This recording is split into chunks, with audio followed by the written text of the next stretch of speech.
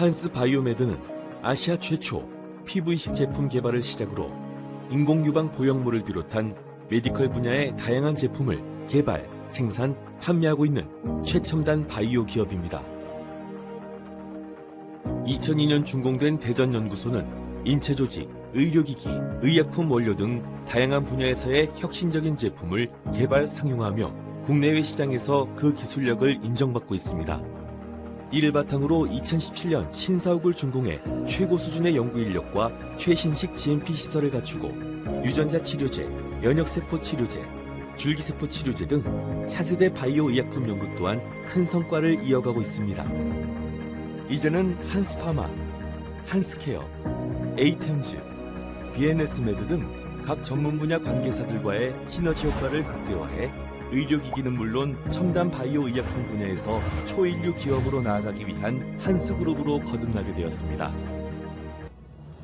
태초에 살아남기 위한 인류의 노력을 넘어 건강을 통해 삶의 질을 높이고 일상 그 자체가 행복이 될 수 있는 세상.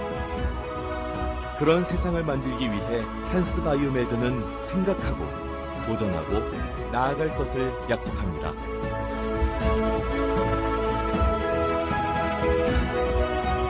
한스 바이오메드. 지금부터 한스 숄더 웨비나를 시작하도록 하겠습니다. 먼저 연자 소개가 있겠습니다.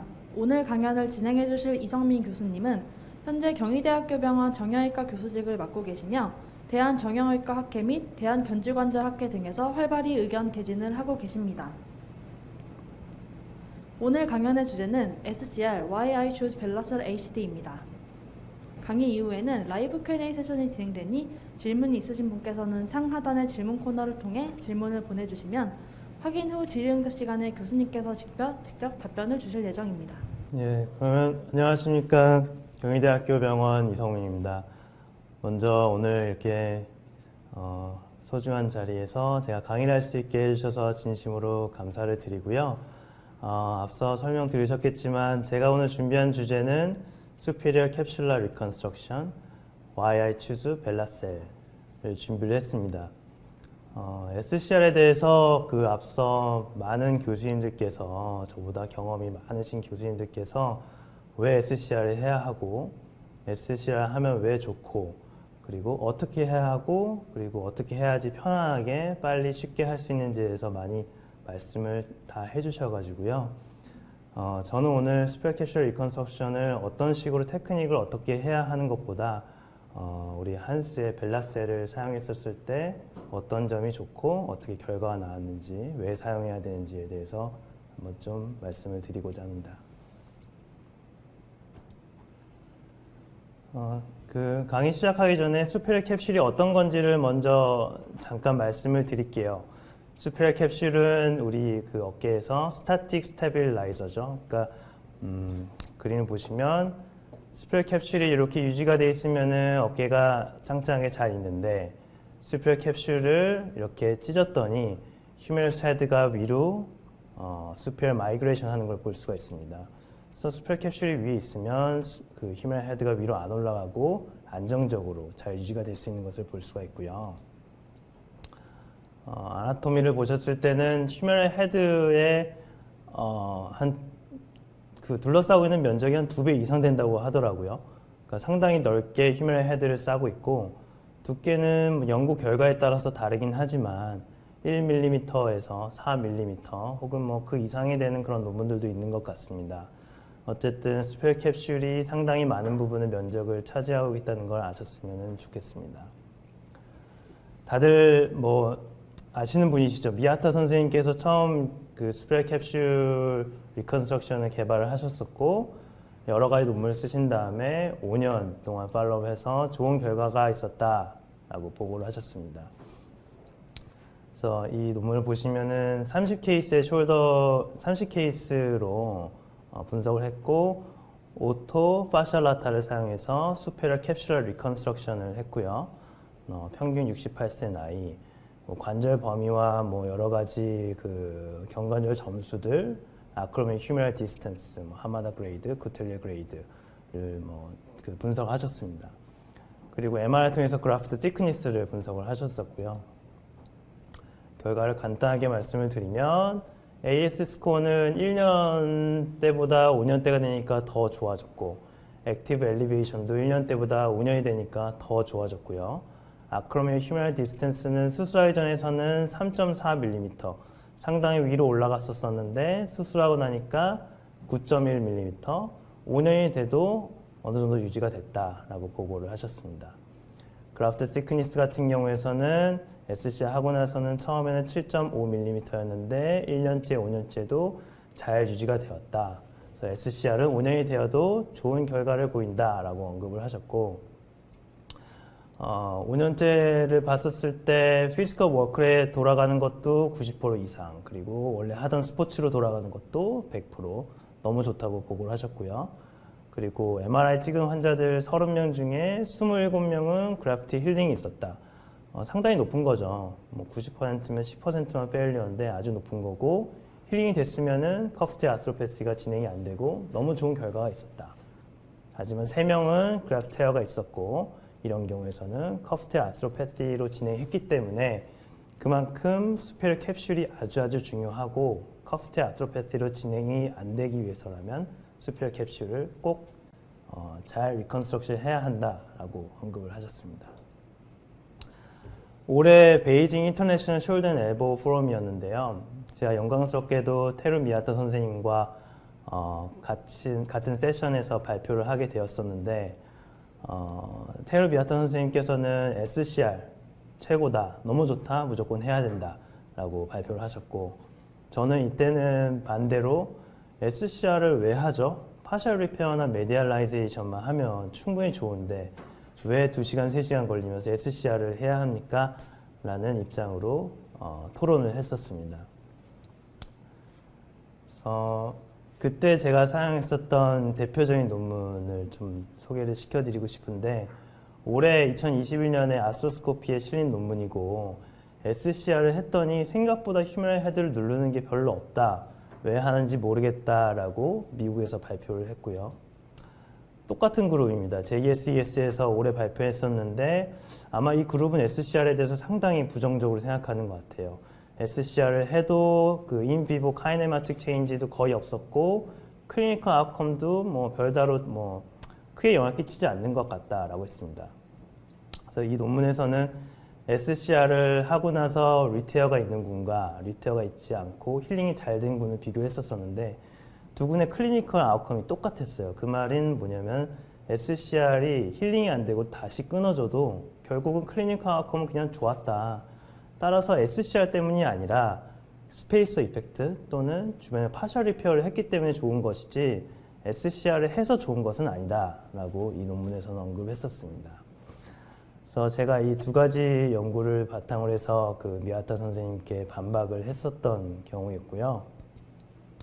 하지만 사실 제 마음은 이게 아니었죠. 저는 그 학회에서 저한테 SCR에 대해서 반박을 하라고 했고 뭐 미야타 선생님 계시니까 이제 제가 반대 입장에 한번 서라 그렇게 했기 때문에 문헌들 찾아서 그렇게 강조를 했는데 사실은 그날도 제가 말씀드렸지만 저는 미야타 선생님의 팬이라고 했고 그리고 SCR을 했었을 때 앞으로 보여드리겠지만 좋은 결과들을 많이 봤기 때문에 신뢰를 갖고 SCR을 하고 있습니다. 59세 여자 환자분이시고 오른쪽 어깨가 아파서 오신 분이시고요. 3년 동안 통증이 심했던 환자분이신데 매시브 로테이트 커프 테어가 있고 패티 YV를 봤을 때도 수프라스피나투스는 한 그레이드 4 정도 되는 것 같고요. 실제로 스코어를 봤었을 때는 글레노이드가 모두 다 보일 정도로 아주 심하게 로테이트 커프 테어가 있는 환자였습니다. 그래서 이 환자는 글레노이드 앵커를 2개 받고 이제 바깥쪽은 파이버 테이프로 해가지고 이렇게 SCR을 했고요. 이때도 역시 벨라셀을 사용해서 했는데 환자가 아주 만족을 했고 그리고 감사하다고 외래에서도 말씀해 주셔서 되게 뿌듯했던 그런 케이스였습니다.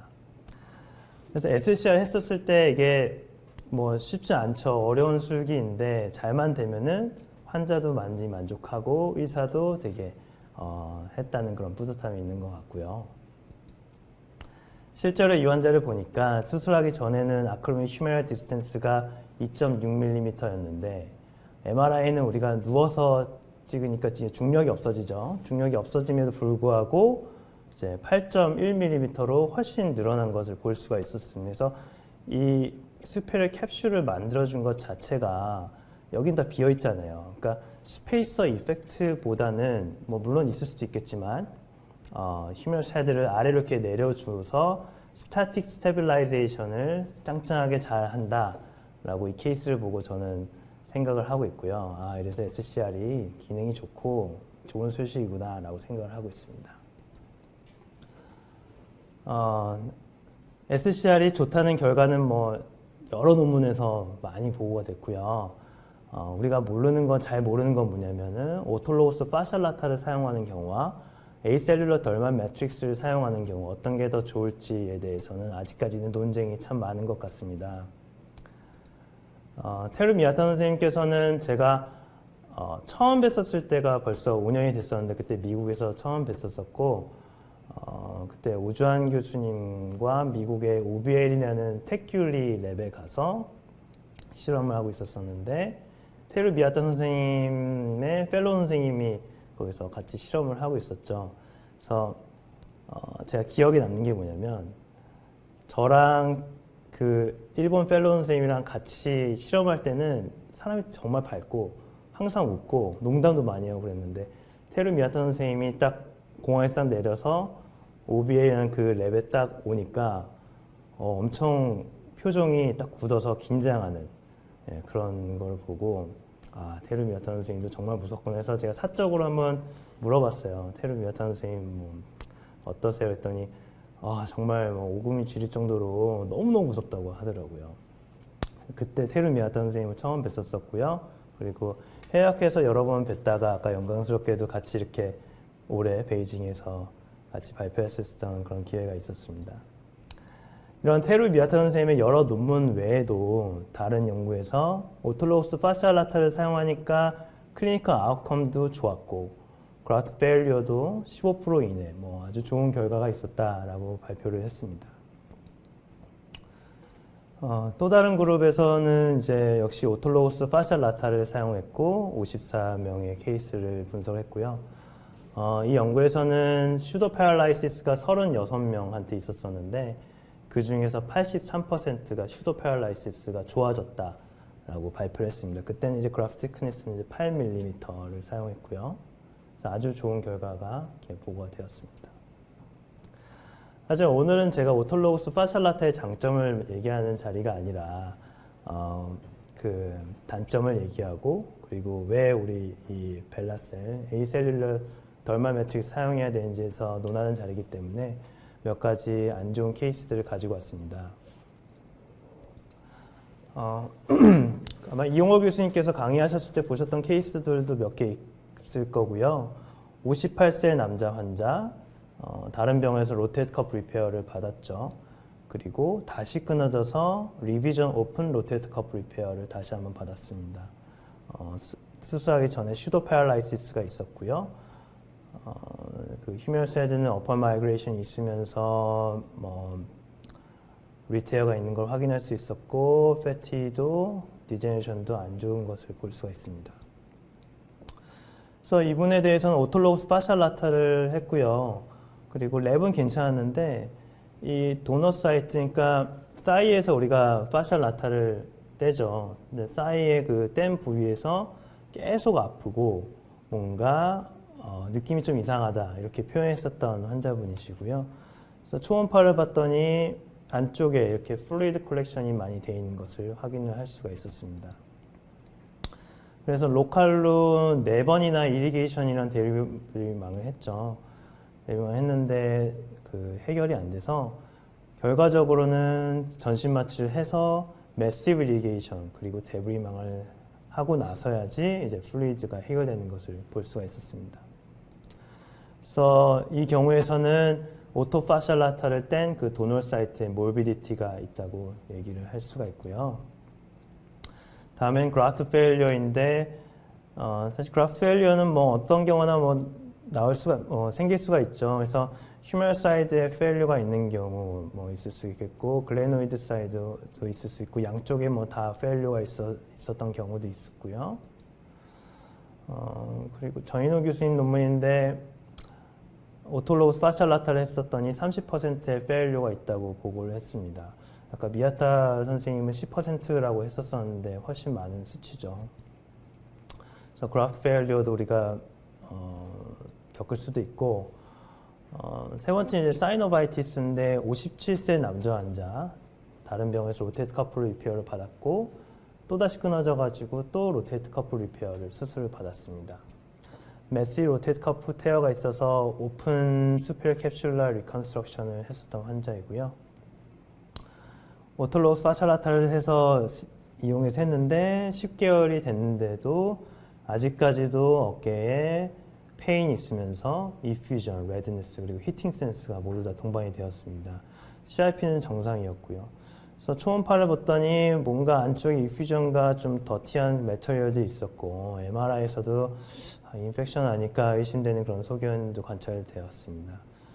수술방에서 다행히 이제 프로즌 나왔는데 인펙션은 아니었고 보니까 이렇게 좁쌀 모양 같이 사이노바이티스가 너무너무 심한 것을 확인할 수가 있었습니다. 그래서 이 사이노바이티스 있는 것을 다 깨끗하게 제거를 하고 나서야 이제 좋아졌다라고 환자분이 말씀을 해주셨고요. 그래서 우리는 도널 사이드 모빌리티, 그라프트 페일리어, 사이노바이티스를 만날 수가 있습니다. 다음이 이제 인펙션인데요. 53세 남자고 마찬가지로 메시 로테이트 커프 테어가 있었던 환자분이시고요. 패티도 수프라스피나투스는 그레이드 4 정도 될 것 같고 인프라스피나투스도 뭐 보는 사람에 따라서 3나 4 정도는 될 것 같습니다. 그래서 실제 스코프로 보니까 아이가 이렇게 헝하게 뚫려 있었고 글레이노이드까지 익스포저가 돼 있는 환자였는데요. 당겨 보니까 이제 사이드 투 사이드 리페어 정도는 할 수 있을 것 같아서 이렇게 하셨고 4년이 됐는데도 계속 아프신 거예요. 너무너무 힘들고 아프다고 이제 외래에 오셨던 환자분이시고 보니까 휴메 헤드는 어퍼 마이그레이션이 돼 있고요. 그리고 여기도 뭐 꼬맸던 거는 다 끊어지신 것 같죠. 그래서 마찬가지로 오토로그스 파셜 라타를 사용해서 SCR을 했습니다. 수술 후 7개월째가 됐는데 환자는 계속 아프다고 하시고 이쪽에 아크로믹 휴메럴 디스턴스 줄어든 거 봐서 초음파를 봤더니 그라프트도 다 페일리오가 있었고요. 뽑아보니까 안쪽에 이퓨전이 있었던 걸 확인할 수가 있었죠. 그래서 이때까지는 뭐 인펙션은 의심을 하지 않았는데 다음에 보니까 9개월째 되니까 환자가 레드니스가 생겼다고 하고 엄청 스웰링이 있고 CRP도 살짝 올라갔습니다. 그래서 보니까 역시나 사이노바이티스와 그리고 인펙셔스 티슈가 있고 프로즌에서 인펙션이 나와서 결국은 인펙션 컨트롤을 했고요. 그래서 우리는 도널 사이트 모빌리티, 그라프 페일리어, 사이노바이티스, 인펙션을 만날 수가 있습니다. 최근에 제 외래에 왔던 환자분이신데 65세 남자 환자분이시고 페인바스가 7점이죠. 그리고 이 환자 같은 경우에서는 앞에서 봤을 때는 뭐 꼬맬 수 있을 거라고 생각이 들긴 하는데 실제로 들어가서 보니까 글레노이드 익스포저가 될 정도로 이렇게 심해졌던 환자인 것 같습니다. 그래서 아스트로스코프로 오토로그스 파셜 라타를 사용해서 SCR을 했고 아주 뭐 너무 완벽하게 너무너무 잘 됐었던 케이스고 그라프트는 8mm를 만들어서 사용을 하셨고요. 얼마 전에 왔는데 너무너무 아프고 허벅지 된 곳은 괜찮은데 좌측 어깨에 레드니스가 생겼다고 하고 있고요. 그리고 스티프니스가 팔이 잘 안 올라가고 열중척도 안 되고 그래서 환자가 뭐 저한테 뭐 계속 뭐라고 하니까 제가 그냥 무료로 초음파 봐드리겠습니다 해서 보니까 수페리어 캡슐은 또 잘 유지가 되어 있고 랩도 괜찮았고요. 뭐 모든 행동이 다 그냥 어렵다, 일상생활 힘들다라고 표현했습니다. 그래서 어깨에 빨간 게 있었어요. 그래서 이유를 모르겠는데 빨간 게 안 없어지고 수술하고 나서 너무너무 아프고 뭐 위로 올리기도 힘들고 너무 어렵다라고 표현했던 분이시고요. 그래서 이게 사실 뭐 파셜 라타 때문에 이렇게 레드니스가 생긴 건 잘 모르겠고 어쨌든 사실 파셜 라타를 사용했었던 케이스여서 제가 가지고 왔고 뭐 사용한 앵커 때문에 이리테이션이 있을 수도 있고 잘 모르겠습니다. 또 다른 케이스는 60세 남자 환자분이신데 메시 로테이트 커프 테어가 있었던 환자분이시고 이분도 이제 수술을 했는데 여기 좀 다 가렸네요. 어쨌든 뭐 별건 아니고 MRI를 찍었더니 잘 유지가 되었고 어제 찍었더니 SCR도 잘 유지가 돼 있어요. 근데 환자 같은 경우는 이렇게 이 자세가 너무 어렵다고 그랬고 위로 팔로 올리는 것, 팔을 위로 만세하는 것도 어렵다고 하면서 컴플레인을 했었던 그런 케이스였습니다.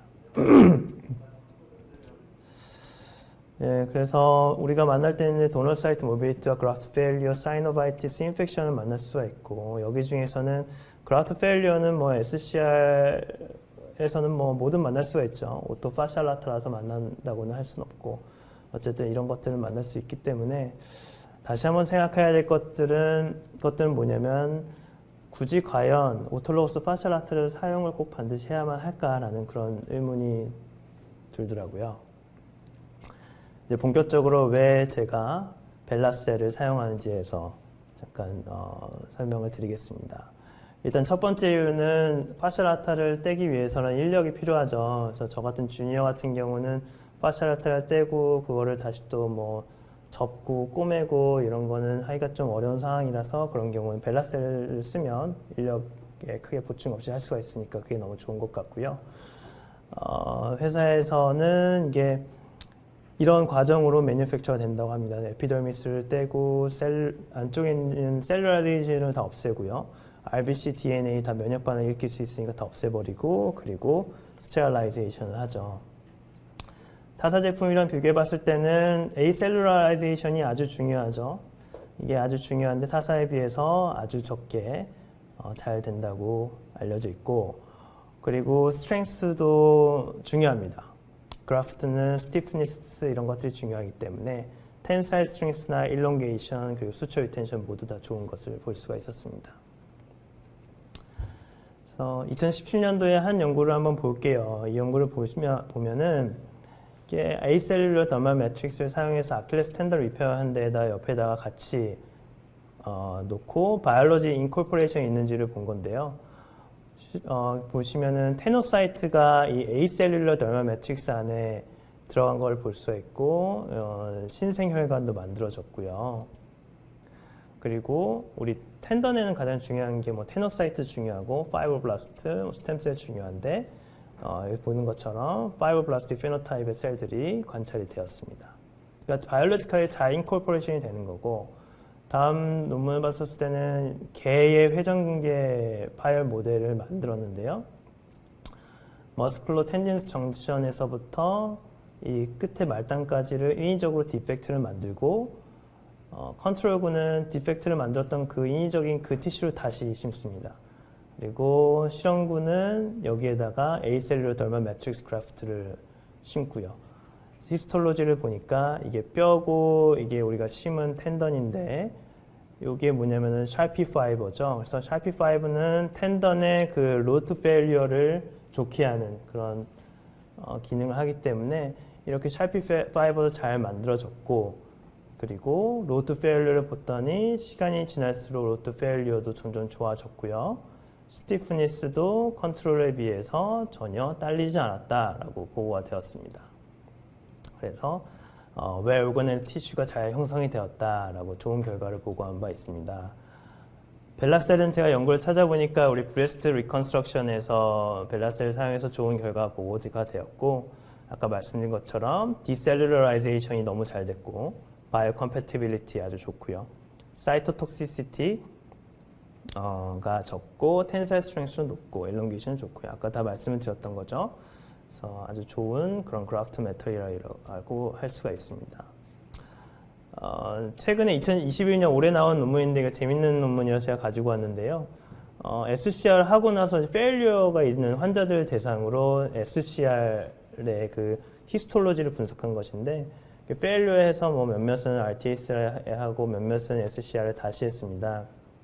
그래서 원래 들어가 있었던 수페리어 캡슐 그 그래프트를 떼어내서 히스톨로지 검사를 했더니 임플란트를 하고 나서 기간이 지나면 지날수록 안쪽에 그 환자 본인의 셀들이 잘 들어가 있다는 것을 볼 수가 있고 이게 그래프트인데 페리페리에는 네오베스쿨라라이제이션이 되면서 파이브로블라스트와 그리고 콘드로사이트가 안쪽에 잘 침륜이 되었다라고 발표를 하였습니다.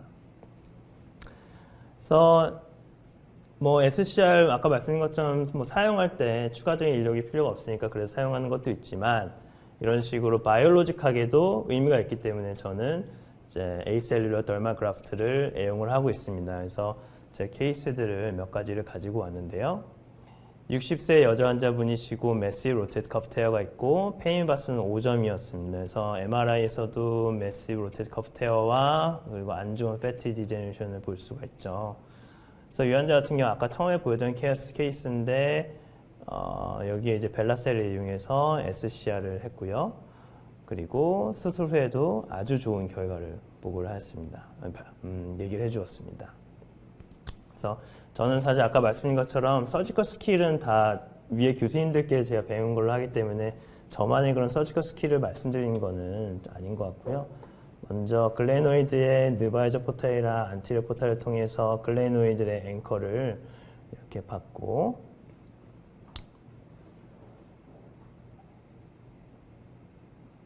앵커는 2개를 인서션을 하고 있고요. 그리고 이제 휴메럴 사이드에도 파이버 테이블을 이용해서 앵커를 박습니다. 이렇게 2개를 박아서 그래서 그라프트를 넣죠. 그래서 글레노이드는 이런 식으로 타일을 하고요. 중요한 거는 이제 그라프트를 이렇게 타일을 하고 라테랄 앵커를 박죠. 중요한 건 뭐냐면은 이제 나오는데 앞쪽과 뒤쪽에다가 폴스 커플 유지를 위해서 반드시 앞과 뒤를 같이 꾸며주고 있습니다. 그래야지 결과가 좋다고 많은 문헌에서 나와 있습니다. 67세 여자 오른쪽 매시 로테이트 커프 테어로 수술을 했었던 케이스였고요. 역시나 벨라살을 이용해서 SCR을 했었던 케이스였고 보여드린 것처럼 글레노이드도 짱짱하게 잘 픽세이션 되었고 사이드 투 사이드 수처 무조건 하고 있고요. 이 환자 같은 경우는 이제 9개월이 되었는데 페인 바스는 제로고 뭐 아주 만족스러운 그런 결과를 보였습니다. 이 환자는 조금 특이한 케이스인데 48세 여자 환자분이시고 지금까지 여러 번 수술하셨어요. 처음 수술을 받고 인펙션이 생겨서 데브리망을 했고 다시 끊어져서 다시 수술받고 또 끊어졌고 페인 바스 9점으로 제 외래에 왔습니다. 그래서 이 환자가 제 고민이 되게 많았던 게 다시 수술했을 때 과연 내가 이거를 힐링을 잘 할 수가 있을까? 여러 번 수술해서 이미 힐링 포텐셜은 떨어졌을 텐데 그래서 용기가 안 났습니다. 처음에 주사를 여러 번 했고 또 했는데도 너무 아프고 잠도 못 자고 삶의 퀄리티도 너무 떨어진다고 말씀을 하셔서 그래서 이분은 이제 다음에 논문을 보고 계획을 잡았습니다. 미아터 선생님의 논문이고요. 34명의 환자들을 대상으로 했고 이 논문은 뭐냐면은 로테이트 커플 리페어를 하면서 SCR도 동시에 했었던 케이스고요. 그러니까 꼬맬 수 있는 케이스를 대상으로 논문을 분석을 하신 거고 미디움 사이즈, 라지 사이즈 모두 다 분석을 했고요. 리테어 레이트를 비교했는데 로테이트 커플 리페어를 하면서 SCR을 같이 한 케이스와 로테이터 커플 리페어만 한 케이스에 대해서 비교 분석을 했습니다. 그래서 보니까 수술하고 나서 1년째 SCR과 로테이터 커플 리페어를 했더니 리테어가 빵이었어요. 전부 다 붙었다고 보고를 하셨고 로테이터 커플 리페어 하는 경우도 뭐 4%면 뭐 만족스러운 결과지만 어쨌든 SCR 하니까 더 좋은 결과다라고 발표를 하셨습니다. 그래서 저는 이 환자에 대해서도 뭐 이렇게 수술 전 MRI에서 이렇게 파이브로틱 티슈가 있었고요. 한번 이거에 대해서 시도를 해봐야겠다. 왜냐면은 인프라스피나투스 패티 디제네이션이 괜찮았기 때문에 그래도 꼬맬 수 있지는 않을까 땡겨서 그렇게 플레인을 잡고 들어갔습니다. 그래서 안쪽에 실드를 다 제거하고 여기 원래 백지장 같이 얇은 파이브로틱 티슈가 있었어요. 아래 글레노이드가 비칠 정도로 다 제거하고 나니까 이렇게 뻥 뚫렸고 당겨서 꼬맬 수 있는지를 한번 확인해 봤고요. 아까 말씀드린 것처럼 SCR을 글레노이드, 휴메럴 사이드를 했고 여기가 SCR 한 거죠. 그리고 이게 이제 로테이트 커프인데 로테이트 커프는 여기다가 꼬맸습니다. SCR 살짝 좀 메디알라이제이션해서 SCR 했고 그래서 뭐 사이트 사이즈 수쳐도 하고 뭐 어떻게든 꼬매야겠다 해가지고 수술 전 MRI, 수술 후에 여기 이제 SCR 있고 그 위에 커프가 이렇게 쌓여 있는 거를 볼 수가 있죠. 그래서 지금 이 환자 9개월 됐는데 페인바스 2점이고 평소와는 달리 좀 어깨 쓰는데 좀 지장이 없는 것 같아요. 다른 때랑 좀 달라요. 이렇게 말씀을 하셨습니다. 저뿐만 아니라 많은 분들이 고민이 되실 거예요. 미아터 선생님은 8mm를 뭐 써야 된다. 더 두꺼운, 그러니까 3mm면 안 된다라는 보고들이 많죠. 그래서 과연 두께가 중요하냐에 대해서 제가 논문을 찾아봤더니 올해 논문인데요. 휴메럴 헤드 트랜슬레이션을 비교한 논문이고 커프테어가 없는 조인트와 수프라스피나투스만 디펙트를 만든 조인트 그리고 수프라 인프라 모두 디펙트를 만든 조인트를 비교 분석을 했고 그리고 SCR을 에이셀룰러 휴먼 더멀 알로그라프트를 사용해서 이런 게 그 휴메럴 헤드 트랜슬레이션에 어떤 영향을 끼치느냐에 대해서 분석을 했습니다. 그래서 SCR은 3mm짜리 에이셀룰러 더멀 알로그라프트를 사용했고요. 스타틱 테스트와 다이내믹 테스트를 했는데 스타틱 테스트는 뭐냐면은 40N으로 위로 가해지는 힘을 주는 거죠. 그래서 뉴트럴 포지션과 30도, 60도, 90도에서 어떻게 변화가 되는지를 봤고 다이내믹 테스트 같은 경우에서는 이제 에이비덕션, 엘리베이션, 포워드 플렉션에서 어떻게 변화가 있는지를 봤습니다. 그래서 결과를 보면은 이게 인텍트고요.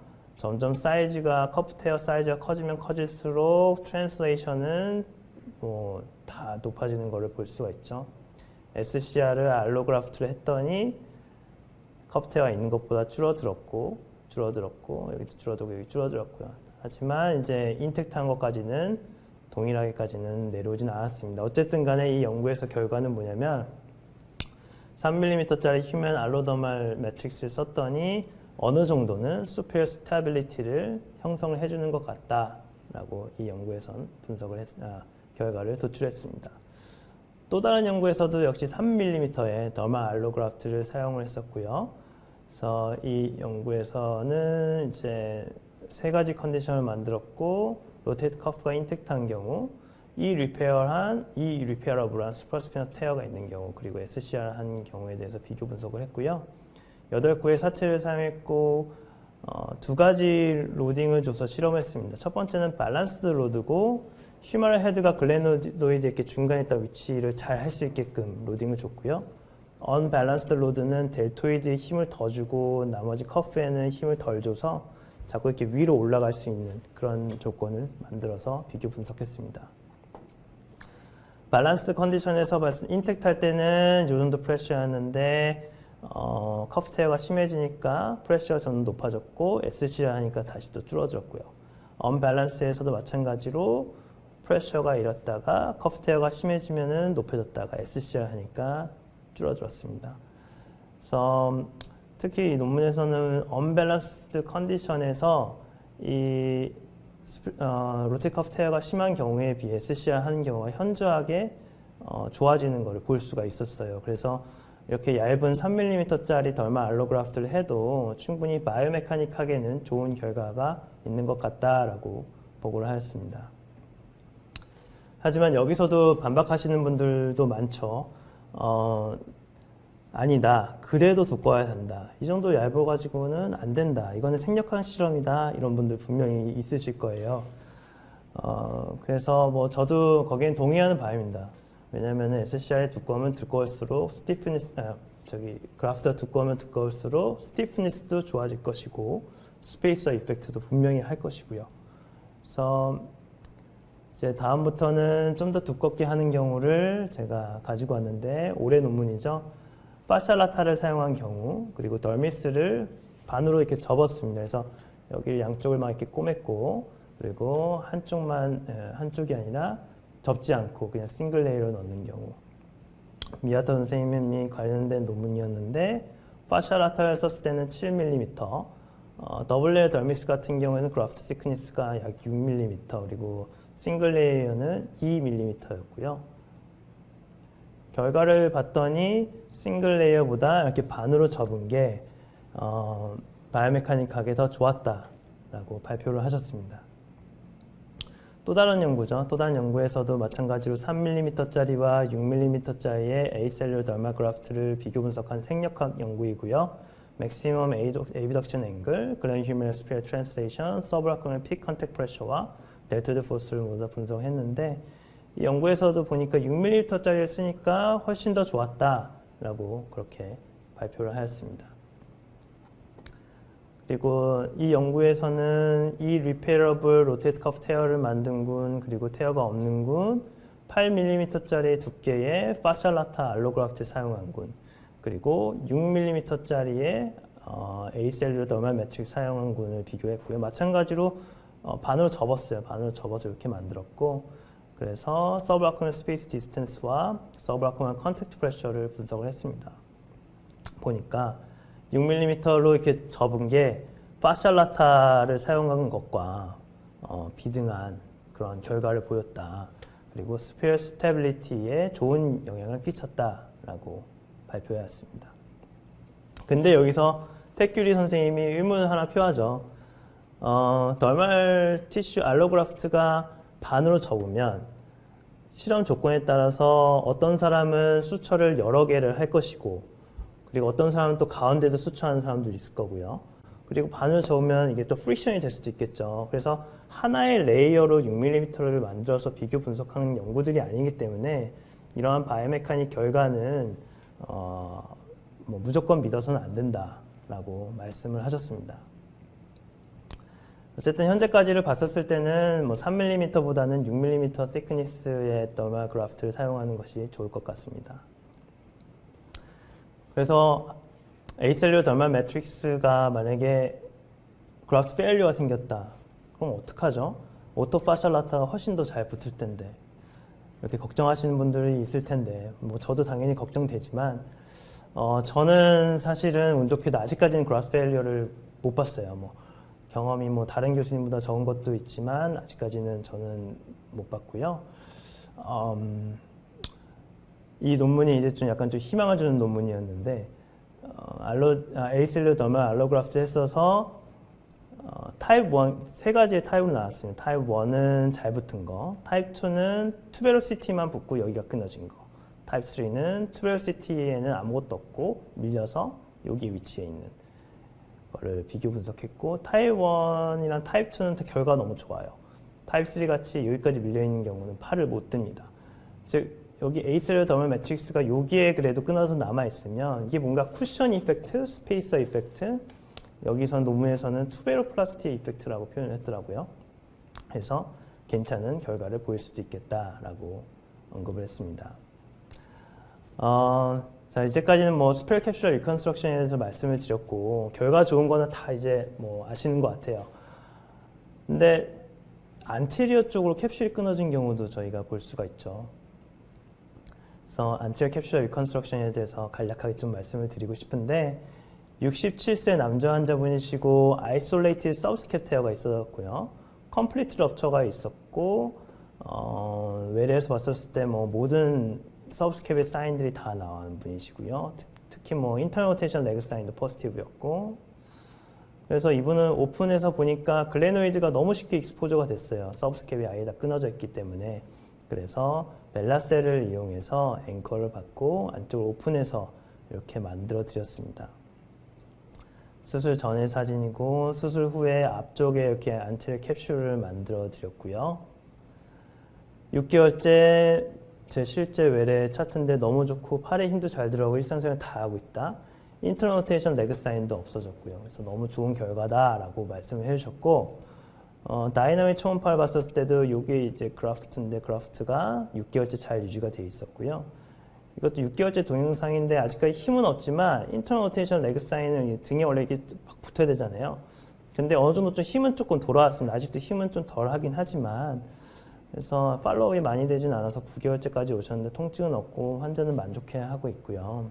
나중에 기회가 되면 1년, 2년 후에 다시 발표를 하도록 하겠습니다. 그래서 논문을 찾아봤는데 논문이 많지는 않습니다.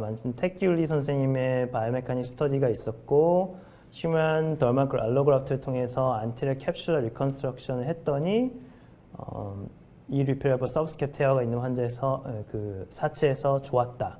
anterior inferior glenohumeral translation을 잘 리스토레이션을 시켰다라고 발표했습니다. 그 외에도 뭐 저희가 뭐 실제로 이렇게 들어가 봤는데 레이블업이 하나도 없고 안티리어 숄더 디스로케이션이 있어서 막 들어가 봤더니 레이블 하나도 없고 뭐 캡슐만 이렇게 낭창낭창한 케이스들이 있으셨을 거예요. 그래서 이 논문에서는 이런 케이스에 대해서 스코프로 이런 식으로 그래프를 만들어서 캡슐을 만들어줬고 좋은 결과가 있다고 발표했습니다. 오늘 주제랑 조금 벗어나기 때문에 제가 디테일하게 설명하지 않고요. 그리고 저는 또 벨라셀 같은 경우에서는 이 패치로서도 작용할 수 있다고 생각하거든요. 그래서 이 환자 같은 경우에는 메시 로테이트 커프 테어가 있었는데 이런 식으로 쭉 당겨가지고 이게 꼬맸고요. 그 위에다가 그래프트를 이렇게 얹어서 이것이 어떠한 그 인터널 스플린트로서 작용을 하진 않을까 기대하에 이렇게도 시행을 하고 있습니다. 그래서 요약하자면은 벨라셀 에이셀룰러 덜말 매트릭스를 사용해서 SCR을 하는 경우에 스태틱 스테빌리티에 너무 좋은 것 같습니다. 좋은 것 같고 현재까지로서는 아주 만족스러운 결과들이 보이고 있고 여러 가지 논문들에도 만족스러운 결과들이 보이고 있고요. 그래서 이 리페어러블 로테이트 커프 테어가 있다 그러면 에이셀룰러 덜말 매트릭스를 사용하는 것도 좋은 방법 중에 하나일 것 같습니다. 오톨로고스 파셜 라타보다 에이셀룰러 덜말 매트릭스가 좋다라고 사실 말씀을 드리는 건 아니고요. 이건 절대 아니고 당연히 오톨로고스 파셜 라타가 힐링 포텐셜도 좋고 환자 본인 걸 쓰는 거기 때문에 결과는 좋겠지만 아까 말씀드린 것처럼 여러 가지 뭐 인펙션, 뭐 도노사인 모빌리티, 사이노바이티스 이런 것을 저희가 만날 수가 있어요. 그래서 제 생각은 에이셀룰러 덜말 매트릭스가 오톨로고스 파셜 라타랑 동등한 기능만 할 수 있다면 충분히 수술하는 데 있어서 사용할 수 있겠다라고 저는 생각을 하고 있습니다. 물론 여기에 대해서 롱텀 스터디는 당연히 필요한 거고요. 그리고 저는 6mm짜리까지 이렇게 접어서 쓰지는 않았지만 최근에 다른 분들은 이렇게 접어서 쓰시는 분들도 아마 많은 것을 알고 있습니다. 그래서 최근에 연구 결과만으로 봤었을 때는 비록 생략학 실험이지만 6mm의 에이셀룰러 덜말 매트릭스 이렇게 접어서 사용하는 게 3mm보다는 더 좋을 것 같다라고 얘기가 되었습니다. 근데 이게 태귤리 선생님이 6mm를 이렇게 접어서 쓰는 거는 좀 그걸로 결과를 비교하는 거는 좀 아니다. 한 층으로 6mm짜리 덜말 매트릭스가 있어야 된다라고 말씀하셨는데 사실 그 사람한테 이런 덜말 티슈를 뗄 때 이게 4mm보다 더 두꺼워지기가 상당히 어렵다고 저는 알고 있습니다. 그래서 그게 현실적으로 가능할지는 모르겠지만 어쨌든 지금까지로서는 접어서 좀 두껍게 넣은 게 좀 더 좋을 것 같다라고 보고가 되었습니다. 그뿐만 아니라 이제 벨라셀 에이셀룰러 덜말 매트릭스를 사용했었을 경우에는요, 이 리페어러블 로테이트 커프 테어뿐만 아니라 라지 로테이트 커프 테어가 아닌 경우에서는 그 위에 이렇게 얹어서 인터널 스플린트로도 사용할 수가 있겠죠. 그리고 리비전 리페어러블 로테이트 커프 리페어인 경우에서는 비아타 선생님이 하신 것처럼 SCR을 하면서 로테이트 커프 리페어를 동시에 해서 좋은 결과가 있을 수도 있을 것 같고요. 아이솔레이티드 서브스캡 테어 같은 경우에서는 앞쪽에 캡슐을 만들어서 이것도 마찬가지로 스태틱 스테빌리티에 훨씬 더 좋겠죠. 이렇게 트랜슬레이션을 줄여주니까. 안테리어 숄더 디스로케이션에 대해서는 뭐 연구는 많지 않지만 아마도 좀 시도는 해볼 수 있을 것 같습니다. 네, 그래서 제가 준비한 강의 자료는 여기까지고요. 지금까지 이렇게 제가 말씀드린 여러 케이스들과 그리고 여러 이유들 이런 것들이 제가 왜 SCR을 하는데 에이셀룰러 덜말 매트릭스 그 중에서 특히 벨라셀을 사용한 그런 이유에 대해서 말씀을 드렸습니다. 동청해주셔서 감사합니다. 네, 이어 짧은 광고가 송출된 뒤 바로 Q&A 세션이 시작될 예정입니다. 질문이 있으신 분께서는 하단의 질문창에 질문을 보내주시면 뒤이어 교수님께서 답변을 주시도록 하겠습니다.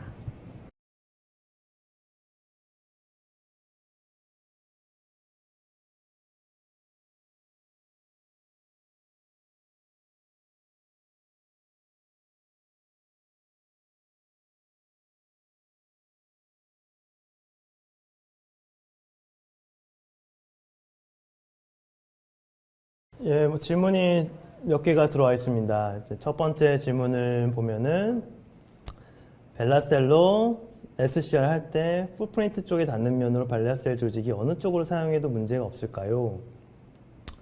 회사에서는 뭐 양면 구분 없이 사용 가능하다고 하는데 분명히 두 면의 특성이 다를 것 같아서요. 여기에 대해서는 제가 감히 그 말씀을 드리기 조금 어려운 것 같습니다. 정확하게 알지 않는데도 답변을 드리긴 좀 그렇고요. 어쨌든 제가 하는 것도 그렇고 제가 이용걸 교수님 하시는 것도 봤었을 때 특별히 어떤 한 면이 어디에 닿아야 된다 이런 거는 딱히 구분 없이 사용을 저도 하고 있고 다른 분들도 그렇게 하고 계시는 것 같아서 요거에 대해서는 제가 죄송하지만 답변을 못 드리겠지만 어쨌든 어느 쪽이든 사용을 하고 있습니다. 50대 젊은 환자에서 슈도 팔씨가 있을 경우 SCR 시도하시는지요? 저는 시도를 하고요. 제가 지난번에 이제 미아타 선생님이랑 베이징에서 서로 다른 주제로 저는 그때는 SCR에서 반대하는 입장으로서 어쩔 수 없이 주장했었는데 그때는 팔샬 리페어만 해도 된다 이런 거였었거든요. 근데 서전을 입장으로서는 지금도 제가 용기가 나서 못하지만 환자가 들어왔는데 파샬 리페어만 하고 됐어 나 이제 그만해도 될 것 같아 그런 용기가 아직은 안 나는 것 같아요. 그래서 슈도 파랄라이시스가 있었을 때 파셜 리페어만 해도 포스 커플이 다 레스토레이션이 되기 때문에 좋다는 그런 연구들도 있지만 저는 SCR을 웬만하면 하고 있고요. 그리고 처음에 설명을 드렸지만 SCR 하는 경우 80%에서 슈도 파랄라이시스가 좋아졌다는 결과가 있기 때문에 이때는 시도하는 거가 저는 좋다고 생각합니다. 네, 벨라셀 텐션을 타이트하게 하시는지 아니면 여유 있게 느슨하게 적용하시는지 되게 좋은 질문이신 것 같습니다. 벨라셀을 했었을 때 아무래도 스피럴 캡슐을 새롭게 만드는 건데 이런 게 어떻게 너무 타이트하게 하면은 그게 안쪽으로도 뭐 인터널 인피니먼트도 생길 수도 있을 것 같고요. 저기 길이를 재지 않습니까? 그 글레노이드 쪽, 그다음에 휴메러스 쪽, 안티리어, 포스테리어 쪽 길이를 재는데 그 길이에서보다 그 앞과 뒤는 5mm씩은 더 크게 하고 있고요. 그리고 앞과 뒤는 뭐 많게는 그래도 1cm 정도는 더 크게 하려고 하고 있습니다. 다시 한번 말씀드리면 너무 타이트한 것보다는 좀 느슨하게 하는 게 향후의 레인지 오브 모션에 더 좋을 것 같습니다. 다음 질문을 보면 이 리페러블 서브스케 컴플리트 헤어가 동반된 메시 로테드 커프트 헤어에서도 수프라 캡슐러 리컨스트럭션이 유용하다고 생각하시는지요? 라고 질문을 주셨습니다. 사실 뭐 너무너무 좋은 질문이시죠. 미아타 선생님께서 제가 오늘은 주제에 좀 벗어나서 넣진 않았는데 SCR 어떤 케이스에 하느냐 마느냐가 오늘 주제가 아니니까 넣진 않았었는데 SCR 같은 경우에서는 서브스캡에 컴플리트 헤어가 있어서 꼬매지 못하는 경우 그런 경우는 하지 않는 게 좋다라고 미아타 선생님이 말씀을 하셨고요.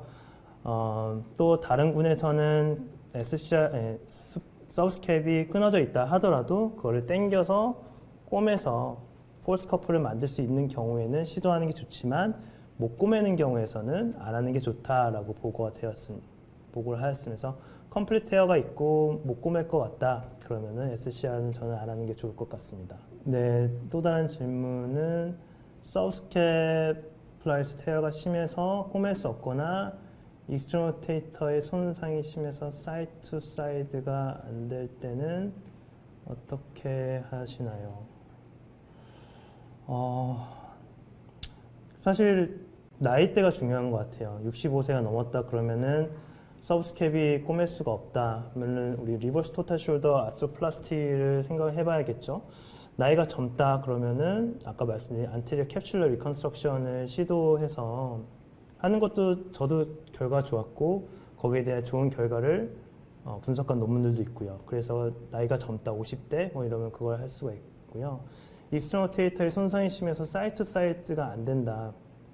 그럴 때는 뭐 컴플리트 리페어는 못하는 경우에는 할 수 있는 거 다 해야죠. 전신 마취했으니까 파셜 리페어를 해서 인프라스피나투스를 그래도 어느 정도 앞쪽으로 당기면 당겨지지 않습니까? 그래서 최대한 당겨서 꼬맬 수 있는 거는 최대한 꼬매고 하고 나오는 게 저는 맞다고 생각합니다.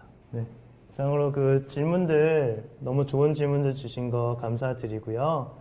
예, 다시 한번 말씀드리지만 제가 오늘 이 자리에서 이렇게 강의하는 거 너무너무 너무 감사를 드리고 그리고 귀중한 소중한 시간을 내주셔서 제 강의를 경청해 주시는 것도 정말 감사드립니다. 제 강의의 결론은 이제 파셜라타를 사용하는 것보다 에이셀룰러 덜말 매트릭스를 사용하는 것도 뭐 좋다는 건 아니지만 동등한 결과를 낼 수 있다는 것인데요.